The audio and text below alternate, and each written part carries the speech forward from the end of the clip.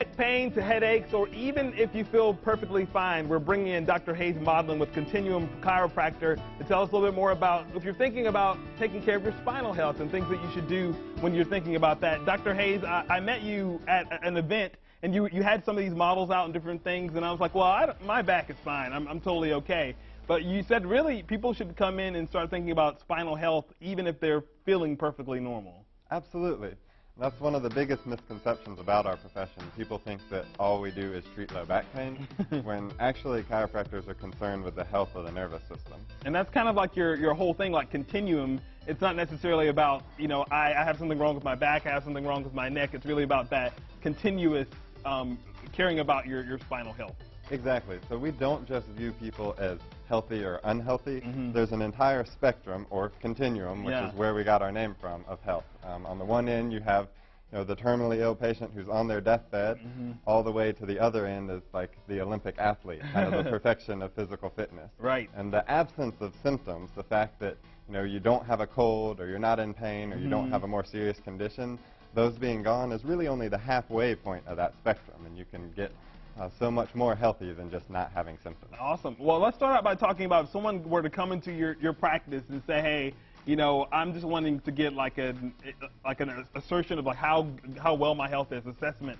Where would you start with them? Is there some things that you would kind of point out, or? Exactly. So we always start with the spine. What we look at is spinal and nervous system health. So this is a model of your spine. Your brain would sit up here, and it connects to the spinal cord, which goes all the way to the bottom of your back. All right, and so most people know that the brain is the control center of the body. But what they may not realize is that the spinal cord is the only way that the brain can communicate to the rest of the body. So very important. Very important. So anytime the brain wants to send any message or get any information, it has to go through the spinal cord.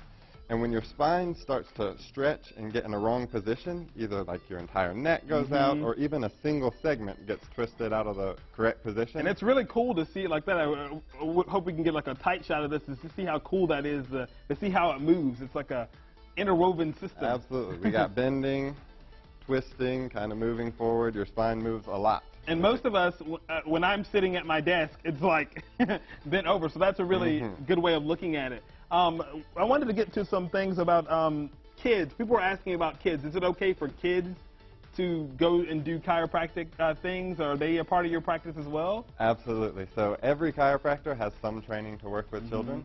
My brother and I are specially trained to work with kids. I want to give a quick plug-in to the International Chiropractic Pediatric Association. They work tirelessly to help train doctors to fully work with kids and prenatal patients.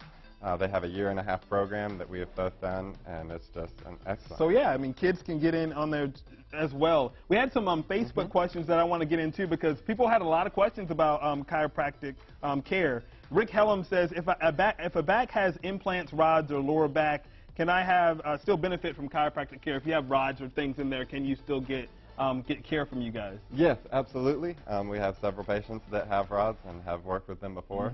The way we approach care is a little bit different, but you can still benefit immensely. You can still do that. And Lynn Brown, I never heard this question, but you said you had heard it a couple times. Can having an adjustment cause a stroke? Yeah, that's a very common misconception in chiropractic. People think, oh, you're messing with your neck, and you hear popping in your neck, and you think, oh, that can cause a stroke, and that's actually completely untrue. There's loads of research backing that up that is not associated with chiropractic care. So there you go. There you have it from Dr. Hayes himself. And really quick, we have about 30 seconds left. Are there some things that we can do on a daily basis to improve our spinal health? Absolutely. So kind of like brushing your teeth can help prevent dental problems. There's a couple stretches you can do to help prevent some chiropractic problems. Okay. The biggest one we get is to have your arms up just like this. Okay. And bring them back in circles, trying to get your shoulder blades to touch together. Okay. And you can even add some twisting to the side. And that could also be a dance move, Dr. Hayes. That's right. Use this in the club if you need to. So just like that, 30 seconds a day can help improve your posture. Awesome. They can always come see you. Tell us where we can find you. We're located at 27 South Pleasantburg Drive in Greenville, South Carolina, in the same center as the Fresh Market. Awesome. ContinuumChiro.com. There's a number there listed on your screen.